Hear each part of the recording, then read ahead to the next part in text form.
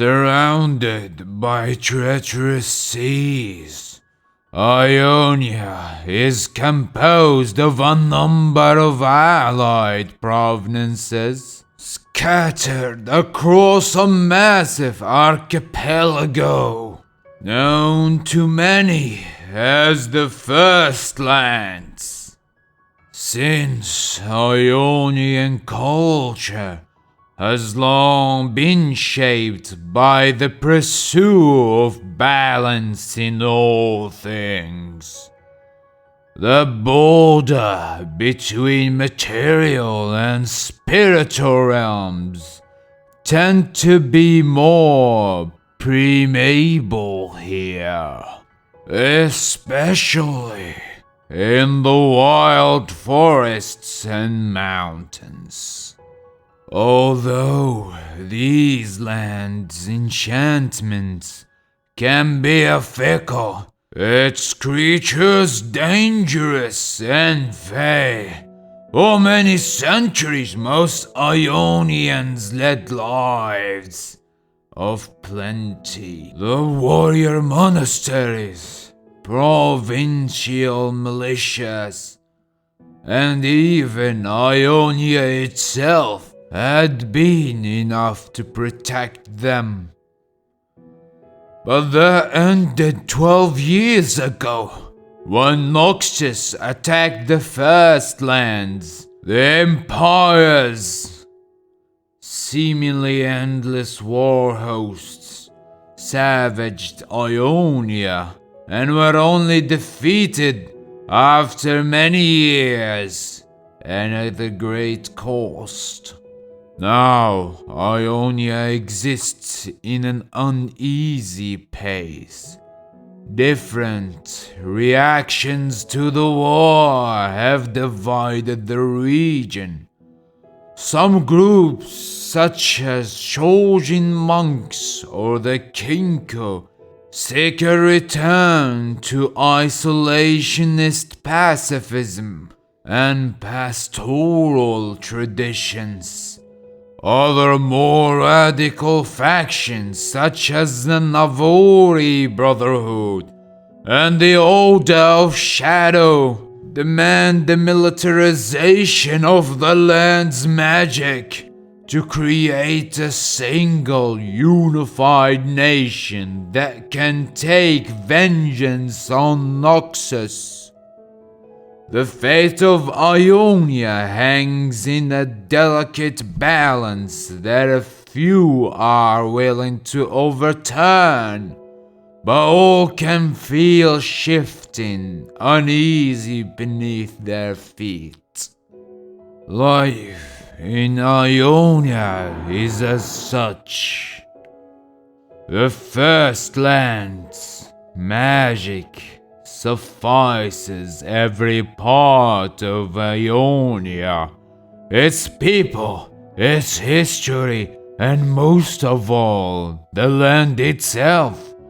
All aspects of life there hang in the balance, with still so much left to be discovered and explored.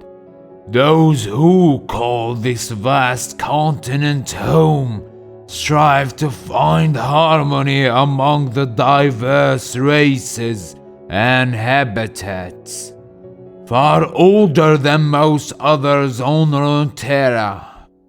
Life as one.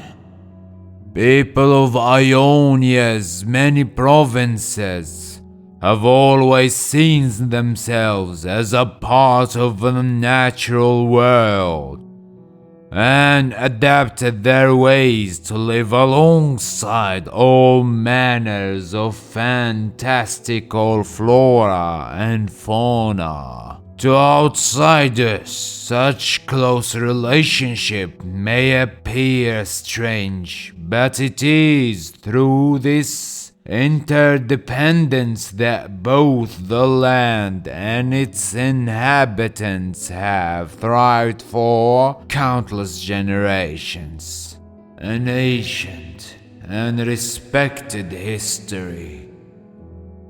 It is certain Ionia has a much longer and richer history than any living soul could claim to know. Indeed, in the more remote mountain passes, the landscape is still littered with evidence of great wars from ages past.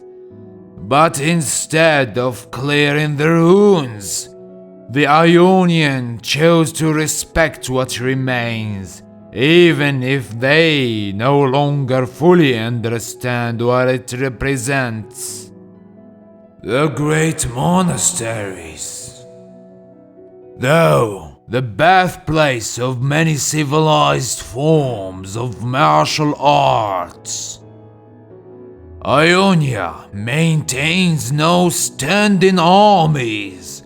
Rather, the ways of battle are tied to different philosophies, passed on with reverence and care.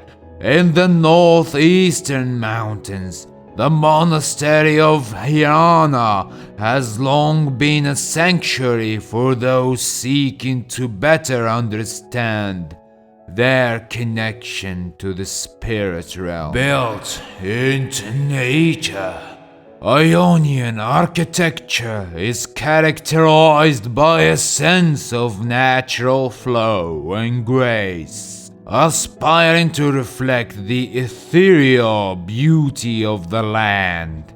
Grand open spaces ensure that one is never fully discovered from what originally existed there before.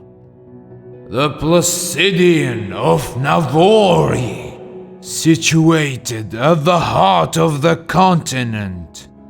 The Placidium is one of Ionia's most sacred places.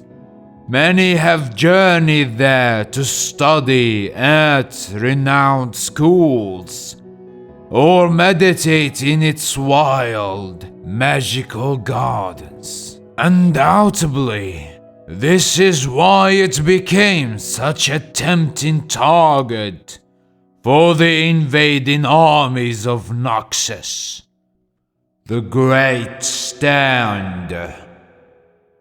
It was at the Placidium that the people of Ionia took up arms against their Noxian enemies. But the cost of that day's victory was immense, and some now question if fighting back was the right decision, since the harmonious balance of their homeland may have been lost forever.